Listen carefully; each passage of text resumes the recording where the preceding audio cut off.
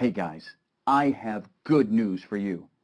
I'm here to tell you that you have to stop searching for ways to make money online. I have the solution to your problem. So please, watch the video and you'll understand why. Hello and welcome back to another episode of the $1 Billion Body Podcast. This is one of my favorite episodes, especially because I don't get to do a video all the time. So if you're not listening to or watching the video version, you're definitely going to want to go check that out. It's someone that's near and dear to me. As you saw, I've interviewed people like Jay Abraham in the past, and we were in the office, and it was super intimate. We get to jump into different things that other people don't talk about. That's what I love to do here. And we're on a mission to redefine what it means to be a businessman, to create three-dimensional businessmen that are not just prospering in business, which is great, and is our obligation as businessmen, but also to prosper in health and relationships. The person I have here is someone that's influenced a lot of my friends personally. He's helped create a lot of 8-figure brands for my personal friends. Someone that actually in the past that I had a hard time trusting, and then you'll see him here with me today and how much I've invested personally in the relationship and also invested to bring him into an interview just like this so that you guys can eat this meat and get nourished by the things that he's going to teach you today.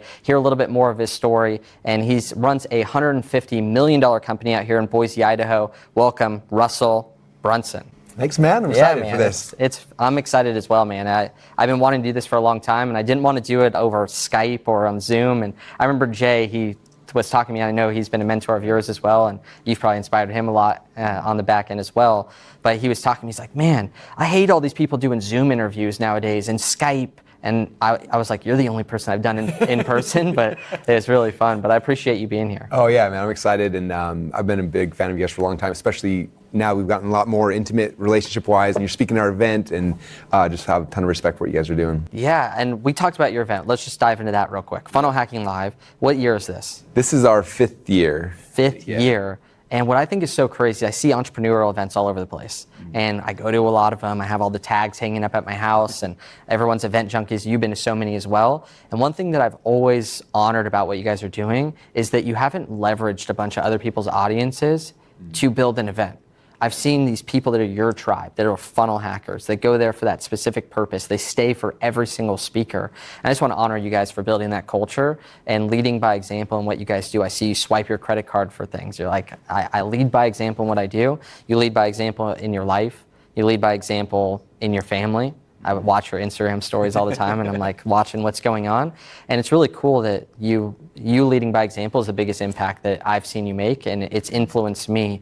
And if it's influenced me, I can't imagine the other people that it's influenced. So I just want to honor you for that just at the beginning. Yeah. Everyone tells me that Nora's their favorite Instagram star, so she's becoming famous. Yeah, she's going to be crazy. She's going to be like having When are you going to allow her to actually do Instagram stories for herself? Oh man, as soon as she can like fluently talk, it'll probably be the beginning. She's 3, so she can't really more than sense or so. But no, it's really fun. And it's interesting because I think when I first got in business, it was a different landscape back then. It was pre-social media, pre-everything. And you see the people who were like the big brands and the names. And like I would look at those people and like, oh my gosh, I want to get to know them. And then you go and you get closer and closer to them personally, and you realize that like, man, half the time like their lives are like all over the place. They're like, I remember being at events with other speakers and then afterwards hanging out with them and like hearing things they'd say, and I was just like, weird. Like I would assume everyone was like the same all the time, and most people aren't. And like I think social media is awesome because it makes people more honest.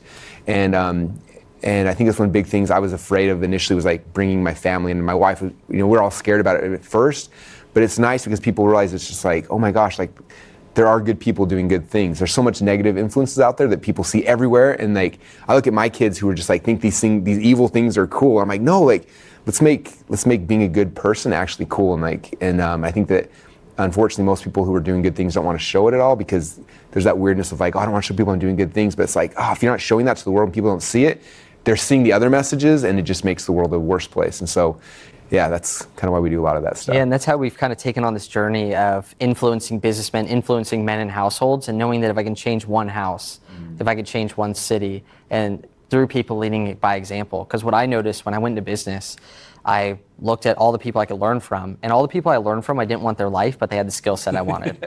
And that was super annoying to me because no matter what, it rubs off on you. Like you're around these people and you're learning from them, but little tiny pieces of them rub off on you. So for you, like what is your thoughts on people that are out there, they live this like life on stage or they live this life behind the camera and they do really, really well and they're influencing, and then behind the scenes they're doing things that aren't congruent with their message. How have you, like, what are your thoughts on that, and how do you like navigate that as someone who is learning as well? Because it can get discouraging for people out there that they think everything's perfect for people, and then they see the behind the scenes and they're like, I don't want their life. Like, I don't like the way that this is going on. I don't like the way they talk about people, and like, it's discouraging sometimes. So how'd you deal with that? I think it's sad. Like, it was definitely for me, like, someone told me one time, like, you never want to meet your heroes. And I remember thinking, like, it didn't make sense to me at first. And then sure enough, as I started meeting someone, I was just like, oh, huh. And then, but I did meet people who were super congruent. And I remember just always thinking, like, I want to make sure that when somebody meets me for the first time, I don't want them being disappointed. And I struggle with that because and we've talked about this before, like, I'm super introverted. I know you struggle with that as well. And so I've struggled. I meet someone like here in Boise now, like it used to be nice internet because nobody in Boise knew who I was. And now like Clickfunnells is growing and stuff. I get it more. I'll be at the grocery store and someone's like, Russell Brunson, and I don't know how to handle it. And I used to like just be weird because I was like, I don't know how to even like say hi back because I feel so out of place. I'm in my jammies, my hair's all messed up, or whatever. And my wife same thing. She's like, "Why were you so weird, that guy?" I'm like, "I don't know. Like, I don't know what to do." And so I tried to like, how do I be normal to people? And like, how do I ask the right question when someone comes to me off the street and they're excited to meet me? And I've had to like learn those things because I don't know. I always want people when they meet me to not feel that way of like, oh great, like wow, Russell was weird, or In my faith, I remember I had someone one time tell me like, you have to be careful where you are and what you're doing. And at first it didn't make much sense to me because I'm like, well, nobody, let's say I'm in California or I'm on a trip, nobody knows who I am. But now it becomes more real when it's like you're somewhere and people may or may actually know who you are, and it just it kind of forces you to be more congruent to that. And anyway, I think a lot of these things we have nowadays are I don't know if you've noticed it, but I think a lot of the bad people are falling away because you can't keep up the fakeness if you're everywhere. You know what I mean? Yeah. It's too easy to expose those things nowadays. So when you talked about faith, this was an interesting subject for me. I once went to a men's retreat, and this is where I kind of got the idea for BDB, and I don't want to like say anything bad about them, but I went to this retreat and everyone like believed in the same faith, and it was Christian faith, and I was there and we built this brotherhood, and it was super fun, and it was really exciting, and I built this bond with all these guys. And then I left that meeting, and I was like trying to get everyone together. I created a Facebook group for us. I was posting videos in it, and none of them were doing it. And I was like, do you guys not feel what I felt building that connection and bond? And then I realized that it's because outside of that one environment, we didn't really have a lot in common. And so one, like, how has your faith influenced like the foundation of how you've built businesses and like the decisions you make daily as like a leader and the things that you do? And then secondly, how have you, like, you have commonalities with people, right? Like people that you hang out with that maybe don't believe the same faith, but you get along because you love business and they're pretty ethical and whatever. Yeah. And then also like the people that believe the same faith, but you guys don't get along outside of that. You're like, we don't have anything in common, but we have this like one thing. Yeah. First off, like the foundation of how has faith influenced your decisions, the way you live life, the way you build your companies, the vision, everything. It's a big part of it. I feel like a lot of times the people who claim they have like faith or whatever are the ones that are like most divisive, especially like on social media. It's like, and and I'm Christian, obviously I'm a Mormon, and you look at like even the history of Christianity, like all these holy wars that happen in the name of God, and it's like, I've read what Christ said, and that wasn't like what he was telling anybody to do, right? And I think that it's been interesting. In fact, one of our clients, someone in my inner circle, Liz Benny, who's amazing human, and I remember when she came into our program, she said she was scared to apply because in my video I talked about how God had changed my life, and she was like, and Liz has a same-sex marriage, and she was scared to apply. She thought I was going to like judge her or whatever. And I was like, when she came in, it was the opposite. I'm like, no, like I have my own issues. Like I'm not going to judge anyone else because I struggle with so many things in life. Like everyone's got their own thing, and like all I care about is like the faith side of business is like, how do we actually change people's lives? Like I believe business is all about that, and it's not about me making money. I think most entrepreneurs when you start, it is, right? It's like I need to make money, but the ones that's their motivation the whole time. They don't last long. Like it's hard to stay in business because of that, because that motivation, the motivation of money goes away really, really quick. But it's the people who like start there and they start like serving other people and they have some success, and you start seeing like lives change and you shift your focus to that. That's what faith, that's what religion, that's what Christianity, that's what God, whatever you want to call it, is like helping other people. And I don't care what sins any of us have. Like we all have issues. I have problems. I am so far from perfect. But like I know that my mission here is like, how can I change other people's lives? Like, and for me, it's entrepreneurs. That's what I'm able to affect. But for Brandon and Kaylin, it's women who are struggling with weight loss. For all these friends we have, everyone's got their thing, and I believe that that's what makes the world a better place. That is actually, that's what faith's all about. It's interesting. I serve a mission for my church, and I remember, like Mormons, we don't smoke or drink coffee or things like that, and we'd found this person who we invited to come to church, and they came the very first time. And I remember I brought them to church, and him and his girlfriend both brought coffee, a big old Starbucks, and they're sitting in our church. And I, as a 19-year-old like Mormon kid from Utah, I'm like, what are they doing? They're drinking coffee. And then they stood 2 times outside and were smoking. They come back in, and I'm just like freaked out, like so scared. I'm like, everyone here's gonna be judging because they're drinking coffee and smoking at church. And I just like was so scared. And I remember after the break, one of the older men in the congregation came up to me and he put his arm around me and he's like, you know what the best smell is in the entire world? I was like, what? He's like, cigarette smoke at church. He's like, that's the smell of people trying to change. And I had this like paradigm shift of like, oh my gosh, like I was judging these people, and it's like, no, they're like what they were dealing with maybe more public than I'm dealing with, but we're all struggling, right? We're all trying to help each other, and if we can just love each other, then we can actually get through all that and actually help each other. And so, I don't know, that's been a big foundation for us as we've tried to do things. And going to like the people we surround ourselves with, this has been super big for me.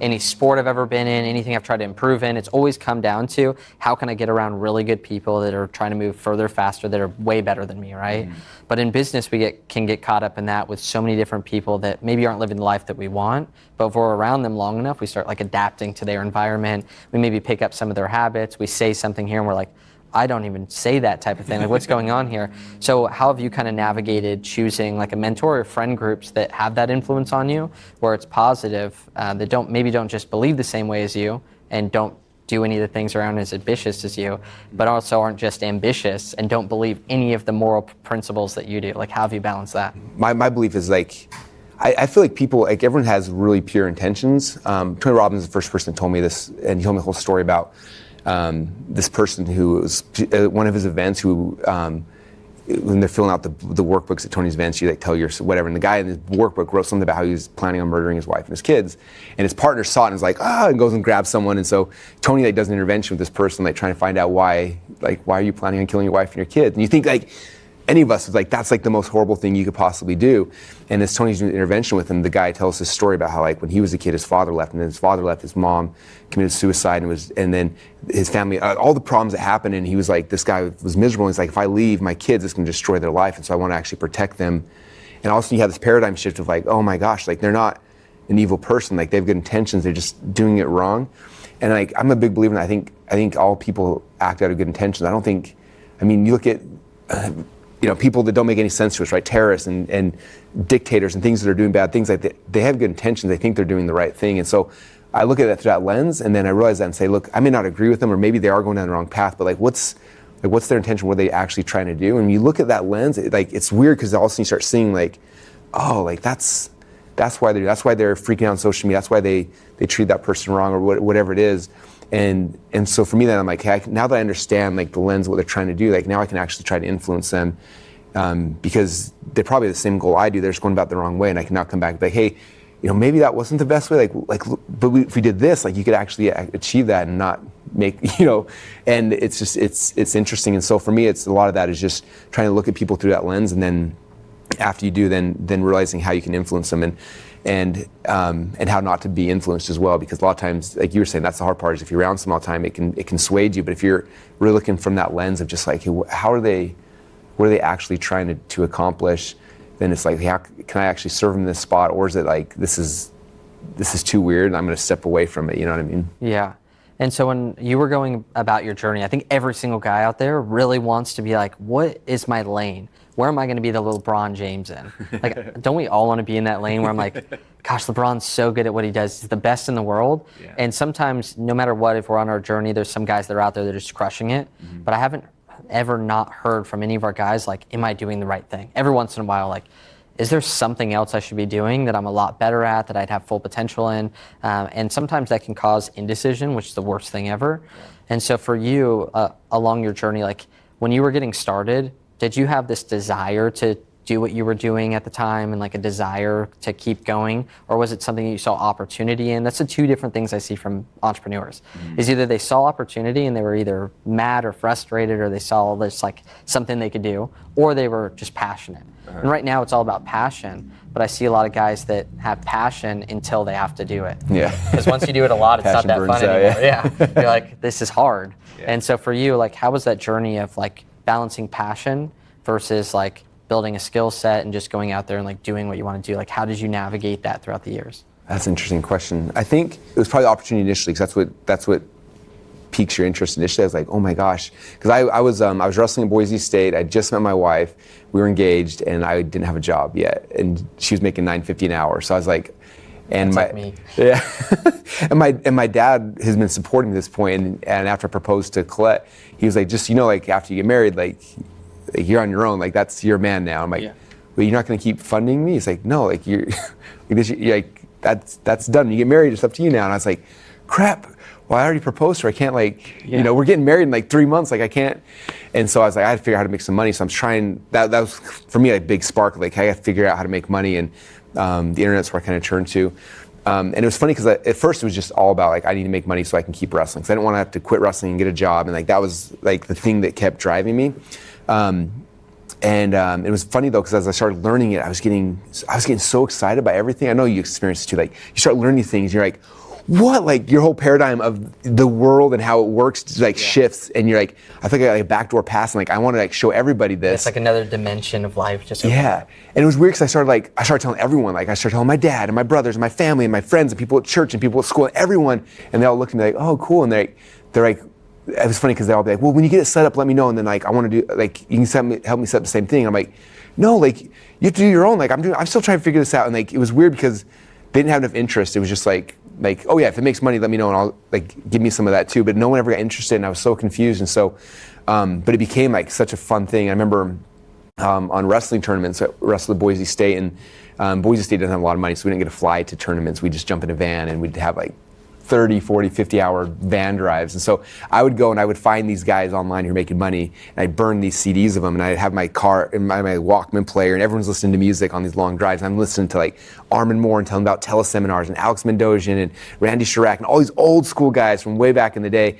And I was just like listening to them and just like, oh my gosh, and I became obsessed with like that part of it, because it was just so much fun to hear what they were doing and how they were doing it. And I didn't know how to apply it to anything. I didn't have any business, but I just became excited by that. I think for me, it shifted to the passion part of it, kind of at that point, because it became so much fun. But then it was still like I didn't have a thing to apply any of it to. And so then I started trying to do different businesses. And if anyone started my story, I started selling potato gun DVDs, and I started selling information products, and I tried a whole bunch of different things. And we had success a lot of them, but my favorite thing was always telling people. And at first, I said nobody I told cared, but eventually when I started making money, then like actual entrepreneurs started like showing up. I remember I spoke at some entrepreneur event. They asked me if I'd give a speech, or my first talk ever, and I showed up my glasses and my shaved head and my little tie and my suit, because I wanted to be a businessman, and I talked, and everyone was just like listening to every word. I'd never had that before. I was like, these guys actually care about this cool stuff I'm talking about, and that lit me up so much on fire, and I was just like, I want to keep sharing this with more people, and like that's where it shifted for me, and it became so much fun. And it's funny now because it's like I'll stand on stage in front of 10,000 people and speak, and I just love it. But I'll go in a small group of people who don't know what I'm talking about, and like I get so scared because they don't have that. But when you're in your room and people like you speak and they light up, you know how it is. Like It's just a different experience where like they actually are excited about what I am for as I'm excited, and you start finding your tribe, and that's when it gets so much fun. And then it's just all about, how do I serve the tribe? What can I do? What's the next thing I can do? And then it just becomes fun. So you didn't have any business before you got engaged? No. So we almost need to give full credit to your wife for business. Like, do you think you would have gone 100%. And been as hungry to go after and like create an income if you're just on your own and you're like, I just need to make enough to scrape by. I don't need to be a provider. I don't need to worry about my future. Because that's kind of how it was for me. Yeah. I was just scraping by, doing what I really loved. I was going to different countries, serving the poor. I was like going on trips and speaking and doing things, but it was more like just inspiring, like not needing to make any money. Literally, I made like no money at all. And then all of a sudden I got engaged, and I was like, I have a new responsibility. Yeah. And so that's why I went into business, is I was like, I don't want to be apart from my wife, one. Yeah. I want to be able to create my own life, but then also if I'm going to do this, I'm going to do it right. and I need unlimited income potential. I'm not going to just go live the normal life. So for you, was it like that responsibility came on and that's what finally gave you that clarity to like focus on business, that's what you saw the avenue was to, provide, have your responsibilities taken care of? What was that like? For sure. So we got engaged in April and married in August. Like what year? 2002. It's been 16 years. We just had our 16-year anniversary. So and I just kind of started learning about stuff when we got engaged, and then we got married, and 100% it was like this. I don't know if guilt's the right word, but it was kind of like guilt. Like I was wrestling, I was going to school, and then she'd be working a job all day long, and then after work she'd have to go and serve tables. And I'd be home and like waiting for my wife to get home, and she'd come home and she was so tired. And I'm just like, I'm not a good provider. And so I was like, I need to quit wrestling to help provide. I'm like, that's been my life for the last 15 years of my life. Like I can't do that. And it was just like, I had to figure out something because I felt that guilt and I felt bad. And so that's when I started every spare moment of my life was like trying to figure out how to make extra money just so that I could like not have her work all the time and not have her, and she didn't love her job. I mean, she had a good job, but she didn't love it. And I just, I felt a lot of guilt. Like I should be the provider. I should be doing these things I'm not providing. And I didn't want to wait. So I had to figure out some alternate means to do it, or else I had to quit wrestling, which I was like, my two favorite things in the world, my wife and wrestling, I can't, I have to figure out some backdoor that'll make it possible. And so that's, man, after that it was like all day at school I was sneaking out the computer lab learning stuff, and at nights I was reading stuff and watching videos and listening to the one podcast back then, but listening to CDs of just all this stuff, because I was like, I had to figure out how to do this so that she can quit working. And I remember because my initial goal was like, if I can make $1,000 a month, like that would like double our income right there. I was like, $1,000 a month. So that was my driving, like that was my biggest motivation. $1,000 a month, then I keep wrestling. She'll be good. She can quit her second job, and then it'll be good. And that's kind of where it's at. 100%. That was what drove me to actually do it, as opposed to sitting around and just thinking about it or whatever. Yeah. Did you ever have that moment of retiring your wife? Like, okay, you're done now. Like, get out of your job. Get out of all your jobs. We're good. Did you have that moment? Yeah. It was interesting because we never knew, like, this is like my first thing, and so we always had this fear of like, what happened? And I should probably tell you, like 4 or 5 times while I was trying to figure things out, I would create something amazing, and then like I'd find out later after it made some money that it was illegal. Or it's funny, like most good ideas, I think, like the really good ideas are illegal, which is, it's like I remember creating this. It was like this chain. I read a chain letter. I'm like, I'm gonna make a digital chain letter, and I built this chain letter thing out. And it was really cool. And people would sign up, and they could refer other. And it was like brilliant. I found out later it was illegal. I didn't know at the time, but I was just like, this is amazing. And we launched, and the first day made $300, and I was like, oh my gosh, like that was 6 figures. Insane. Yeah, my run rate. So I told my wife, and I told her, I'm like, you can quit your job. And she's like, you serious? I'm like, yeah. And so we're all excited. And the next day, some lawyer sent me this thing explaining how chain letter is illegal and like all this. And I was like, I don't even know how to tell her. I don't want to tell her I broke the law. And so I stopped and I was like, hey, don't quit.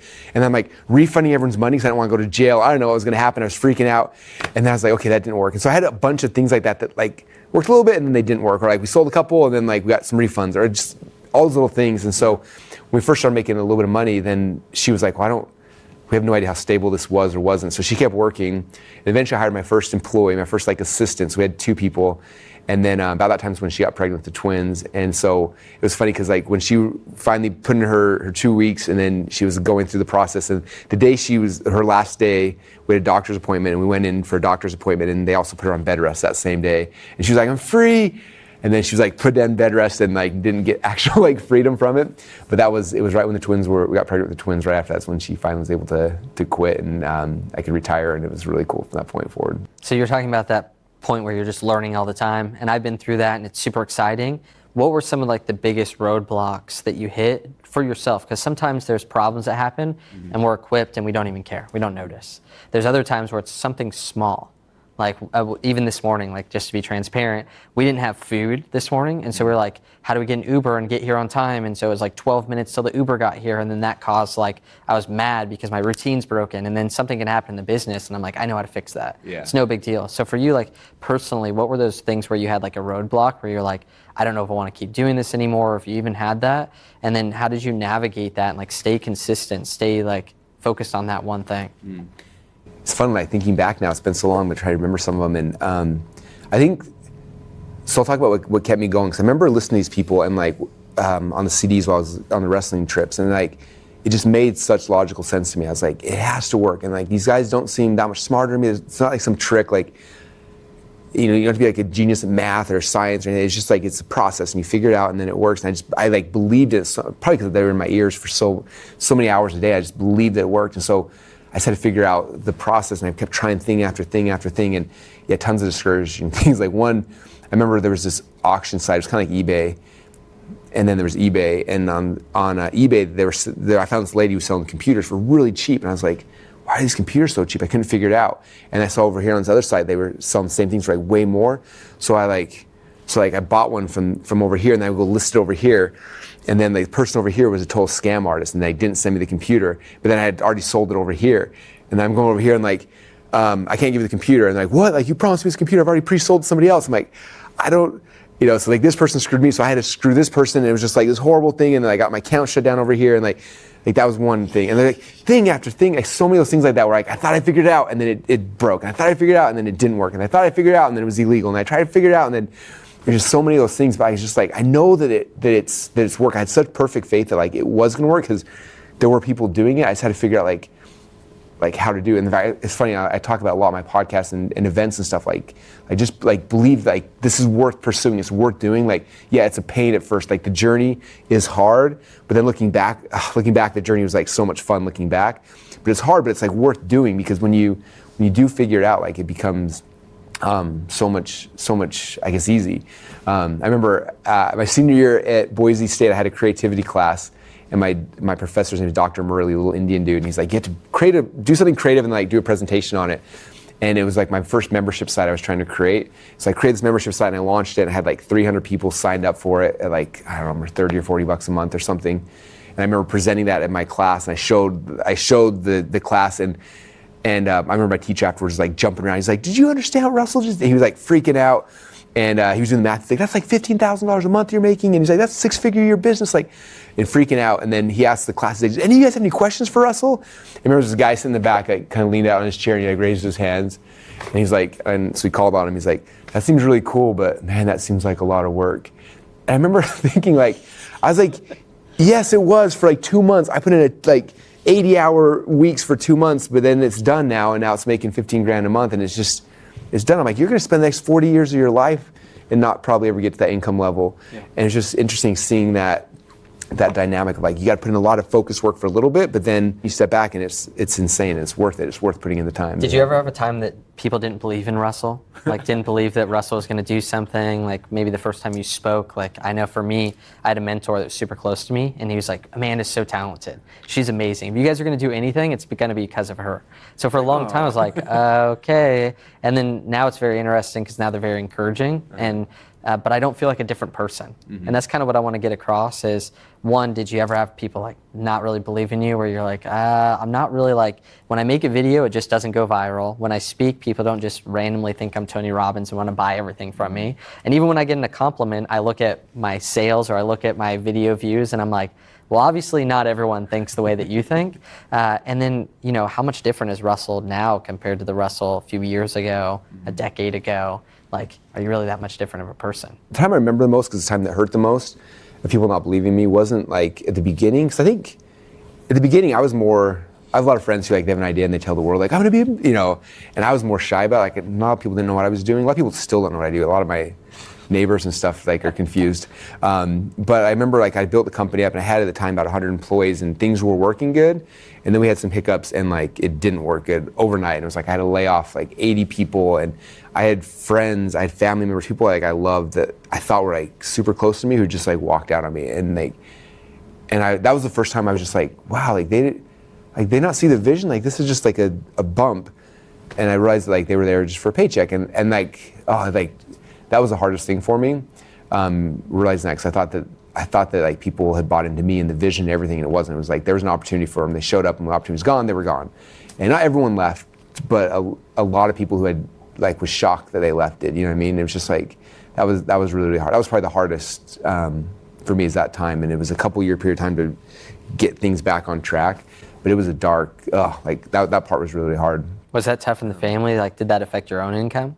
Yeah, it affected everything. My wife, we have like a paycheck which she gets that runs the household, you know. Yeah. And so I was like, my mind is like, that can never change because I don't want to like rock that world at all. Yeah. And so that there was stability and security for my wife there. I knew that if I ever got low enough where like that got affected, I would just figure something, do something. But that never got affected. But it was from a stress and an emotional standpoint, like it was really hard. Like it was, man. It's funny going through that now, looking back, like it was, so the ClickFunnells never could have happened had that not happened. So I'm grateful for it, but it was like a dark, painful, like confusing time, you know what I mean? What would you have done if you didn't get married? Like, that's my question. Where would Russell be? He would have wrestled. Would you have really gone after business? Like, where do you think the projection would be? I'd probably been a wrestling coach, which is cool. Like I love wrestling, but yeah, like it would have. I mean, I wouldn't be here today, so that wouldn't be that cool. Yeah. What would I do if ClickFunnells wasn't around? Yeah. How many other people's? Yeah, it's interesting how the little choices you make, how many more people they can affect. And the fact I that don't know. problem, like ClickFunnells wouldn't be here if it wasn't for that. And that's super interesting to look back, and it's always 2020 looking backwards, realizing that if I didn't do that and didn't go through that hard time, I wouldn't have been equipped for the new thing. It wouldn't have given me that idea. So that's very interesting, like the way that you're putting that. In case anyone thinks that running a business like this is like all sunshine and roses, like it is painful. There's like so many people who are beating on you, like so many lawsuits that pop up now that we're hosting 65,000 people's stuff. Like we got a lawsuit from Taylor Swift the other day because some moron on our platform is like stealing her stuff and publishing them, and we own the servers and the domain, and like that's happening every day. And it's funny because I look back and it's like, if I would have had these trials 10 years ago, it would have crushed me. Like I wouldn't have been able to handle it. And it's interesting, like you look at life and it's like, I believe it's God, everyone can believe it's the universe or whatever, but it's like, it's like you're given something and then like you're tried on it, which is like painful. And if you crumble, then like you step a step back. But if you succeed, like you increase your capacity, and it's like, you go to the next step, and then like the next trial or thing happens, and like it either collapses you or you fight through it and it increases your capacity. And it's like, looking back now, I'm like, holy cow, if it wasn't for 10, 12, now 15 years of that trying to beat me down and increase capacity, I wouldn't have been able to handle any of these trials nowadays. Like there's some stuff that hits us just like, man, 3 years ago this would have crushed me, but now it's like, you just talked about, like now it's like, okay, I can do this. I know exactly what to do and how to do it. It's the same as the gym. It's like the 30-pound weights would have crushed me a couple of years ago. Yeah, now it's just like, yeah. And so I think it's funny because like we stress out so much about that, and it's funny now looking back, like the journey is the part that we always want to get done with, right? Like we're always looking for the destination. We're running to this 100%. Destination because we hate the journey. But then it's the weirdest things after when you get to the destination, then I think all of us are like, that was it? You know what I mean? Like I remember some of the big, successes. Like for me, my biggest first success was a state tournament. Like, I wanted to be a state champion in wrestling. I remember winning it and like getting my hand raised and then getting up on the podium, getting my awards and stuff. And I remember sitting in the car driving home that night, and I was like, like that wasn't quite what that was amazing, but now what? Like now it's like, it's me and my dad driving the car and we're talking about the same stuff we did yesterday. And it's just, it was interesting. And then I started thinking about like that whole season and like all this stuff and the practice and how we killed ourselves and cutting weight and climbing the rope and losing to that guy, but then like coming back and like I beat the guy in the finals, lost early, and like that whole journey. And then my dad and I started talking about that, and I was just like, the whole drive home, we had a 2 or 3 hour drive home talking about that journey of it. And that was like so much, that was the coolest part about it. And then, and the same in business, like I've heard of people tell me that before, like they killed themselves against 2 Comedy Club, they got on our stage, they got the award, and that night they went back to a hotel room and they're like, like that wasn't as cool as I thought, but like all the stuff leading to it was the exciting thing. My wife, she always tells people like the best time in our life is when we were like completely broke trying to figure it out. Like our first house. You were like, no, it was not. Yeah, it was horrible. What are you talking about? But looking back now, like I miss those times. Like our very first home we were in was, I think it was like 650 square feet. Like it was a bedroom, a kitchen, a bathroom, and that was it, right? And our bedroom wasn't big enough to have like a dresser in it. So we had to go to Home Depot and buy cinder blocks to like put our bed up on these big cinder blocks so we could shove our clothes under the bed in these like boxes and stuff. And then like I remember like we hated the room colors. We went to Home Depot and bought like some green paint, and we had these little paint brushes and we're painting the walls, and like that was amazing. Like I remember thinking like, man, this is so embarrassing. I can't afford to give my wife like a dresser and whatever. But like looking back now, like those are all the fun things we remember that made it so special and so cool, It's so funny to talk about that because I lived in a 400 square foot apartment, and then I upgraded to a 2-bedroom house that was about the same size. So imagine how small the rooms were. And I actually did get a dresser for Amanda. And I remember putting it in the room and I was like, I have no clue how we're gonna get this out. So when we moved, I was sitting there and I was like, what if I could sell this dresser to the person that's moving in and it's already in there because I can't even get it out. And so we actually sold the dresser to the person. Yes, so, and like, it wasn't that even that long ago, it was probably like 3 years ago.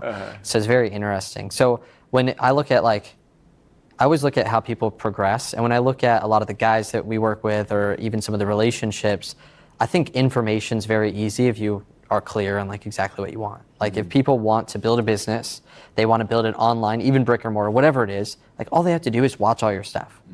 End of story. Yeah. Like I don't need to tell them what to do, but ultimately it's like themselves holding themselves back. It's always like the vision, what they think they can do, the belief that they have in themselves, the story that they're telling themselves, what they think is possible, opportunities they're seeing, like all these different things. And so for you, what has been like that number one thing that you've worked on that's really helped you get to where you're at right now? Like you're at a fantastic place. This is just the beginning. You're in momentum. Things are growing. You have a 5,000 person event coming up. And it's like, that's not just because you sat there and like watched one video and you're like, oh, this is a new skill that I have that I can like use this skill. Like you also had to become the person. Yeah. But I don't know, like maybe there's something that you did specifically that you work on. Was it working on yourself? Was it working on your education? Was it a combination? Like we want the winning formula. Yeah. So there's one core thing that's the biggest, and then because of that, there's a whole bunch of little things, right? The biggest thing is just belief. And I look at my role at ClickFunnells as the CEO or the head cheerleader or whatever you want to call me, right? Is just to give people belief. Because like that's it. If you believe something's true, you just do it, right? Like I remember I was wrestling at his tournament, and then there's a guy on our team. His name was Mark, and he sucked. I used to beat him up all the time. And we were at this tournament, and we were the same weight class, whatever. And anyway, I'm wrestling this other guy, and the guy is good, and this guy's beating me. And I remember during the break, I came over, my coach looked at me, and he just like shook his head. I'm like, what? I'm like, this dude's good. And he's like, Mark beat him last round. I'm like, what? Like, freaking Mark sucks. I remember thinking that, and I walked back out there, and I tech followed the guy. And it was just like, because I believed I could do it, right? Yep. And I look at like the ups and downs for me, like I don't know what it was, like I was blessed with some vision of like, I knew that, I don't know what it was gonna look like, but I had such belief that like it was gonna happen, like I didn't care, like I just went up and like through everything. I remember when our company collapsed and we I had to fire 80 people, one of my now partners, Brent Co-Peters, he came to the office and he was like, my wife wants me to quit. He's like, and I basically gave him like a 50% pay decrease. I'm like, I can't afford to pay you. Anyway, so we cut his pay in half. And he's like, I'm scared, I'm nervous. He's like, is this gonna work? I was like, oh yeah. Like, I don't know how, but like I have perfect belief it will. He's like, cool, I'm in then. And he stuck with me because of my belief. And like, I don't know, I just have belief of this thing. And so because I believe in that, it's like, okay, now I know I can do it. I believe it, like I'm just gonna go, and now there's all these little things, right? There's all the little habits you have to create to be able to get there. But I think that's the biggest thing is actually believing. I think when people get stuck, it's because they're like, I think this will work. And that's why you don't quite go all the way. That's why you don't quite finish the shot or do the thing or whatever it is, because like I think it'll work. You have to have like absolute belief and certainty that's gonna work, and when you do that, you just smash through the thing. And so that's the biggest, is just belief. And like, again, if I can give everyone like, just believe this has worked, believe it's true, believe you can, whatever it is, like, as soon as you believe, like everything becomes really, really easy. And then, like I said, the backside of that, then like all the different things you have to get to get yourself to become that person, because that's the harder thing, is like, at first you're not ready. Like I remember when I first started this business, I just got done with wrestling, I didn't hit my goals, my wife got pregnant with twins, I gained like a lot of weight, like it was really fun. She was eating for 3, I was eating with her, and we both gained like, I don't know, 60 something pounds. And then she had babies and lost it all, and I was just like overweight for a while. And then that was fast forward 6 years later. Like I remember one day I was looking in the mirror, and I had a shaved head, these glasses on, and I was just like, what in the world happened to me? Like I was you know, like Division I athlete, and like I was horrible, and like I was struggling not just there but in business and all sorts of things. And I was like, I have to get these things, I have to get back into the spot where I can actually feel good, or I can't have all the other things, right? And so I had to get back and like learn how to eat again, learn how to exercise, learn how to do these things, and set these habits that'll like help me become who I need to be to execute on this thing. Same thing with religion. Like there's times when like I struggle or I don't do the things, right? It's like, hey, what are the habits I need to do to help me to become who I need to be to accomplish this thing? As a father, God, parenting is the hardest part of everything, you know, like, like every single day I see these kids, I'm like, man, what if I mess up their lives? What if I don't give them what they need, right? And it's like, oh, you freak out, but you're like, okay, I believe I can do it. And it's like, what are the habits I need to create to like, to help them to be able to become who they need to be too, right? And so I think those are the biggest things, is just having a like 100% belief in the thing you're trying to accomplish, and then reverse engineering, okay, if I'm gonna do that, who do I need to become? If I need to become that, you know, how to, like my body and my beliefs and my, like all those things you gotta kind of figure out.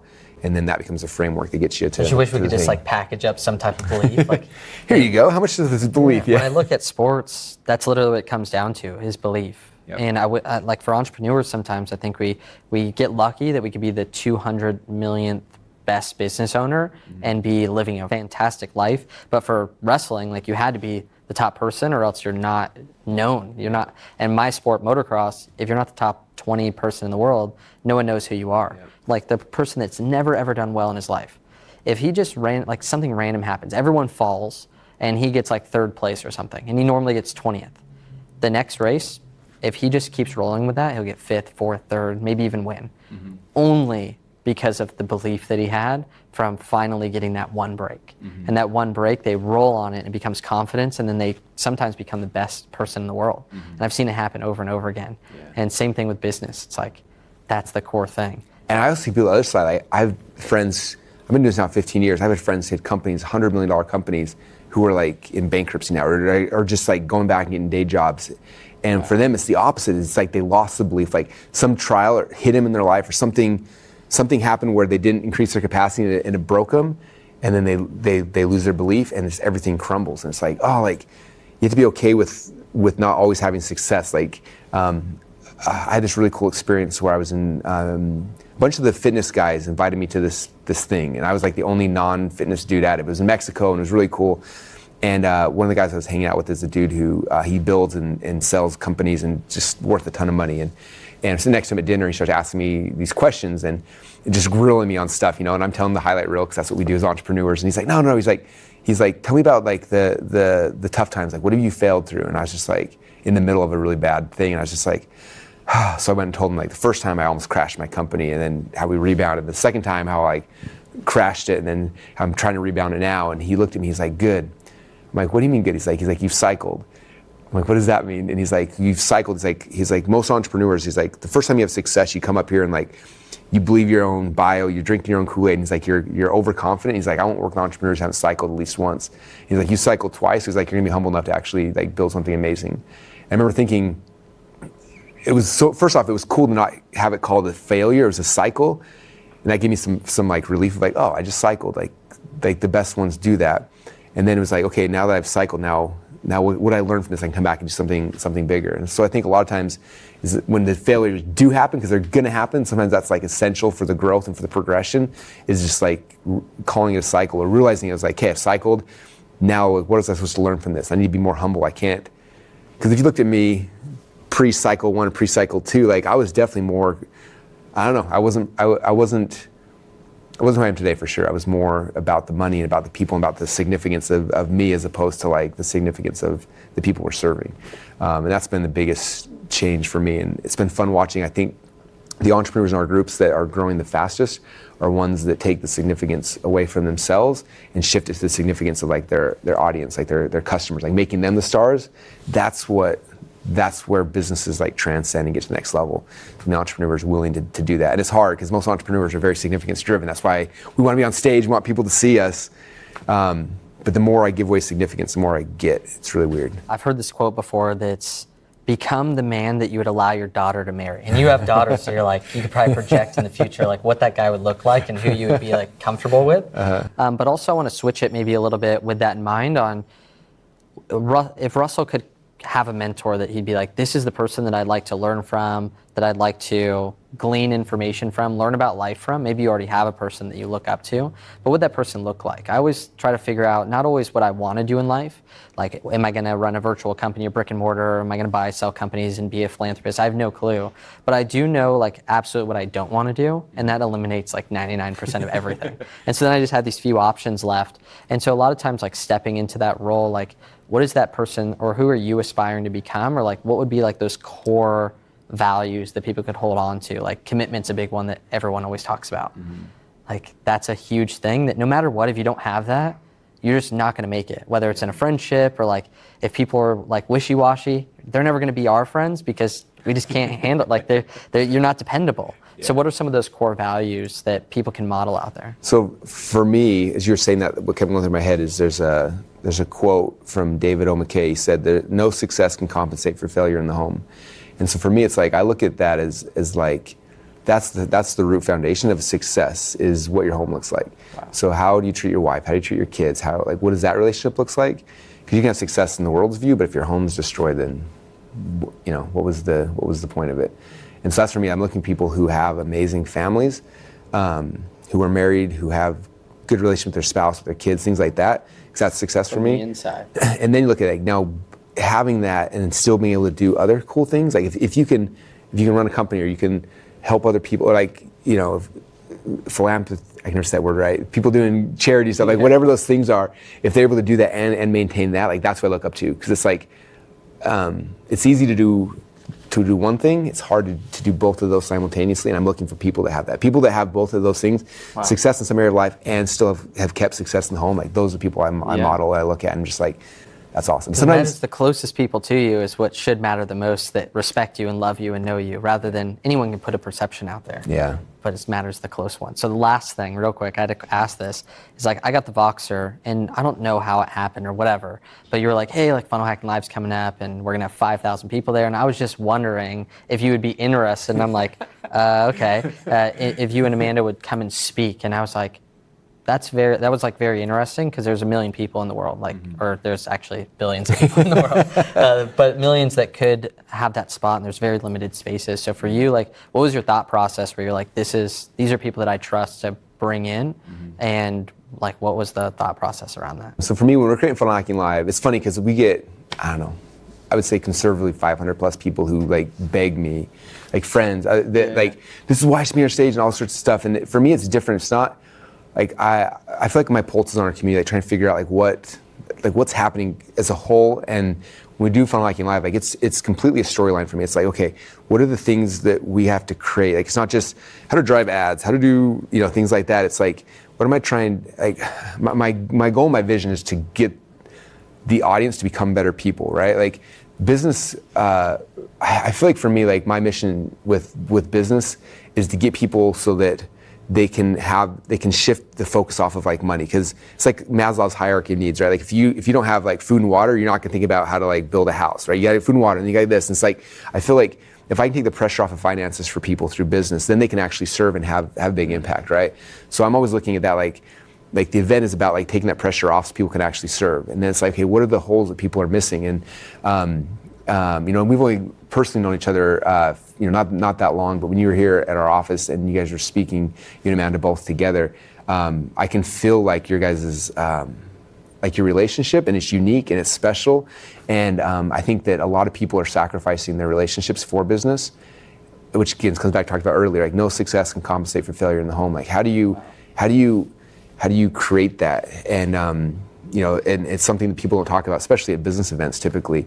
I know yours they do, but at ours, it's usually the tactics of things. And I'm like, this transcends more of that. And so like, as you guys were speaking, I just felt it way back then, and I was just waiting to ask you guys later, because I knew I just felt like I just know you guys were going to speak on something related to that at the event. As soon as I heard you guys speak the very first time, it was just, as we were building out the storyline, I'm like, okay, this is where that piece will fit, because now, I don't want people having success and their relationship gets destroyed. How do we craft that into the messaging of the storyline of the event from the very beginning, from day number one? So now as you're building these other things, it's with the spouse, it's with the partner, supporting as opposed to like pulling away. Because if you're not careful, like I've had times in my marriage where the business like became a wedge between my wife and I. And there's times where it became a thing that brought us together. And it's like, if you don't talk about those things and figure those things out initially during the foundation, then what's the point of business? I know a lot of really broke people who are miserable. And I know a lot of poor people who have a spouse they connect with that are the happiest people in the world. And like, how do we have both? Let's talk about that. Absolutely, man. Well, I appreciate you doing this interview. We're in your office right now. That was really fun. Some of the things I'm sure you don't really talk about that much. Not ever. Yeah, and it's just fun to dive into all of it. So I'm excited to be at Funnel Hacking Live. I'm going to be bringing my crew there. I was like, guys, we need to roll deep. We need to be the loudest crew. We need to be there. It's going to be so